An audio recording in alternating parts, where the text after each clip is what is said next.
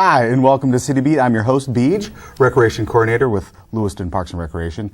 And today on CityBeat, our guest is Joe Kaufman, City Engineer. Joe, how the heck are you today?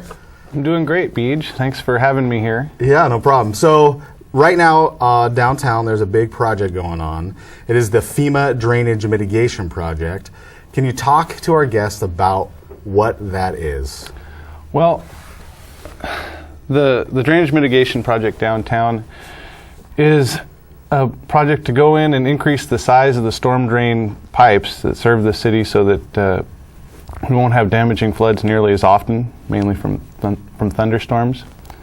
And so that's it in a nutshell. The area that the project is in, we have about 90 structures that were identified, buildings, whether they're homes or businesses or government buildings that were pretty prone to flooding, plus the streets. And we applied for the grant to FEMA, which is why it keeps carrying the name of the FEMA Drainage Mitigation Project. So they're picking up 3/4 of the bill to go in and upsize those pipes. So what parts of downtown? I mean, is it from one street to one street or is it a grid? How did you guys determine those 90 buildings? Well, the area that drains into the system that we're upgrading is bounded mostly by 13th Street on the west, Main Street on the north, and then over to 16th Street. And it goes up to where Normal Hill starts to climb up out of there. And a lot of Normal Hill actually drains down into that basin. The place that the flood starts, that a lot of people have seen pictures as recently as this last June 26th was the last time we had a flood there. Was in Idaho Street, just kind of a block east of 13th, and then G Street in that same area, they both tend to fill up with water. So how long has flooding been an issue downtown, in the downtown corridor? Well, as long as I know about it, the person that probably has the longest memory, one of the former city engineers, his quote to me was, "It's been a problem since the 20s." I don't think he can quite remember back that far, but that's been the impression that I've gotten. And the other thing to remember is that downtown is protected from Lower Granite Lake by the levee. So this area that we're trying to provide drainage to actually sits below the elevation of the lake level. Hence the flooding issue. Yeah, so drainage is a challenge when you're that low. Yeah. How much better will this new system be for drainage and hopefully curtailing any flooding?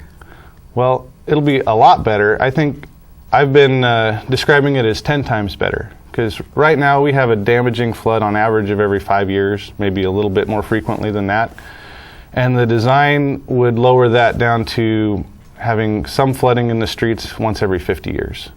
And so in my book, that makes it 10 times better. Yeah. When you guys were doing research about those 90 buildings, did you guys have any budgetary numbers that said this is how much damage it has cost either homeowners or business owners or government agencies, or how much it could cost, in the future if it wasn't addressed? Yes, part of the FEMA grant process requires us to do a benefit cost analysis. So we had to identify those structures, and we had to survey the elevation of the first floor, and then calculate what those flood elevations were for the 5-year flood, the 10-year, the 50, and the 100-year, and what the damage should be when you flood a building like that.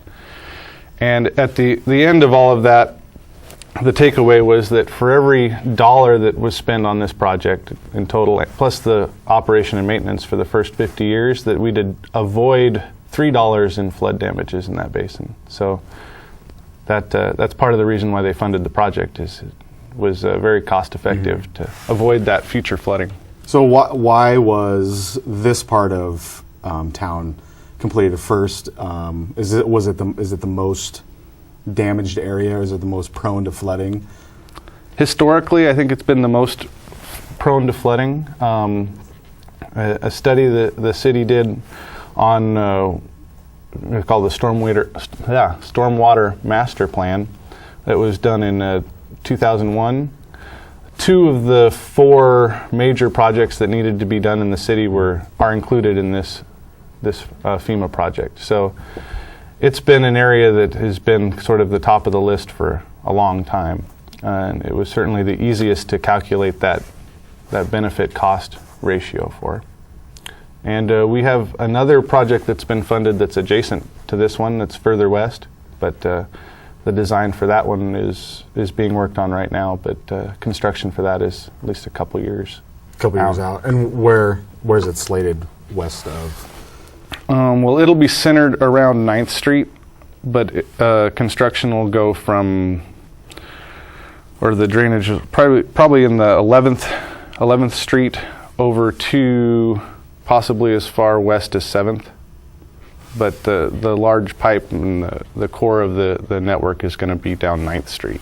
So when floodwater is received in the drainage, where does it go? Where does all that drainage go? Well, if you've walked in the levee trail system, you've seen the little creek that runs along the toe of the levee on the city side, and that is where all of the drainage goes from about 1,000 acres of the city, including the 2 basins or sub-basins we've been talking about. So if you're really careful when you're walking along there, you can see some of the old small culverts, which are a little harder to see in the weeds. The new ones that we've put in as a part of this project have very large, right now sparkling clean, new concrete head walls, so they're very easy to see where they come in there. And I guess the other interesting part about it is all of that goes through that ditch and comes down to the pond. It's the large one you'll see when you're driving on the levee bypass road just before you would cross underneath the railroad bridge. It usually has a lot of ducks and geese on it. And the concrete building that's on the back corner there is a large set of pumps that the Corps of Engineers operates that lifts that water back up to the level of the lake and puts it back into the Clearwater River at that point. So everything that we put in pipes and drains down there eventually has to be pumped back up by the Corps of Engineers to the river. And hence that's why you're an engineer, right? So I know people are going to want to know, viewers are going to want to know what's the total project cost? What are some financials with the project? Our budget for the FEMA project, this first one that was funded, is $2.1 million. And that includes the basically 1.6 of federal funds and the balance that's here locally. The next one that I talked about, 9th Street, is a $2.3 million total budget for that project.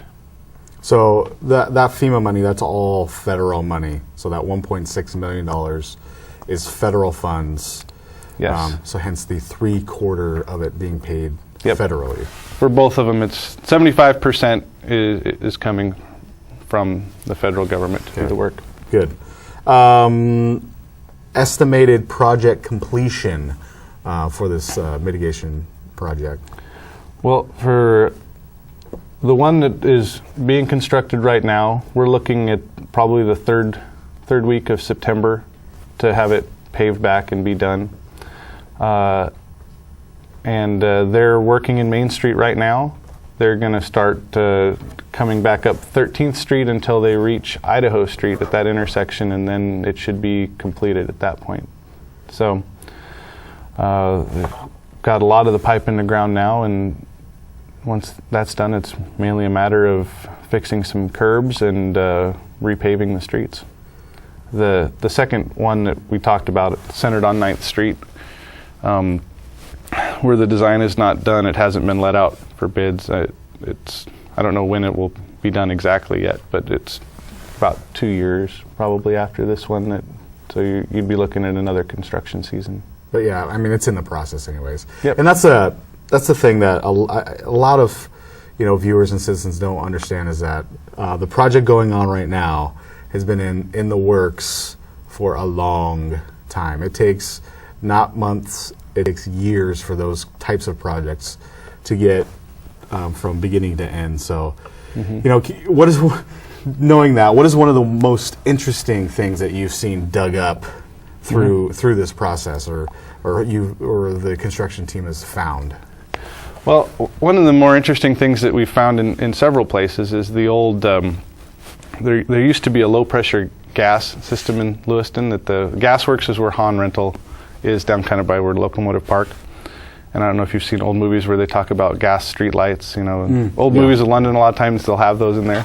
Well, in Lewiston apparently had a similar system, and so they'd buried these large steel pipes to carry that low-pressure gas all the way down through Main Street. And so every time we dig through that section, we sometimes come across that, well, it was put in the ground probably in 1908, so it's well over 100-year-old steel pipe, and to see that it's in as good a shape. It hasn't been used since the late 30s, but you could brush it off and use it for another purpose pretty easily. So that's one of the more interesting. You just keep it in the ground, you don't mess with it? Unless we have to cut it out of the way for something else, yeah, it just stays there. Some of the you also mentioned that it takes a long time for these projects to come to fruition, and one thing people might find interesting is we had a pretty major thunderstorm that came through in May of 2006, and that was when they really identified this project as needing to be done more urgently, and they made their first application, or started working on a grant application to FEMA and working through that process. And they applied once in 2008 when it wasn't funded. We applied again in 2009 where it was funded for the 2010 federal budget year, and we're just now wrapping up construction on it now. And it's like you say, it takes a long time to put the pieces of these projects together until you get to the point that you're putting pipe and catch basins in the ground and then finally paving it back. But it's great to see it in the home stretch and almost done. Yeah. Before we end, is there anything else about the project or future projects that you want to mention to the viewers or just talk about at all? Well, I think one of the things just to mention to them is that I know that I like to take my family down on the levee trail system, and we walk, or the kids take bikes, and it's always good just to look at that, the ponds in some areas, or the creek down through there, and realize that the whole city, or the major portions of the city, drain through there. If it's on the street and water can move it, it'll eventually end up down in the levee trail system or in the river. And to remember that, that's why we send street sweepers out there, and the streets crew does a lot of work to keep the streets clean, but we just want to make sure we don't throw anything down in the storm system that you wouldn't want to see when you're out with your family on the levee. Yeah, absolutely. So I just want to say thank you so much, Joe, for hanging out today on CityBeat, and I appreciate your time. Thank you, and we will see you next time on CityBeat.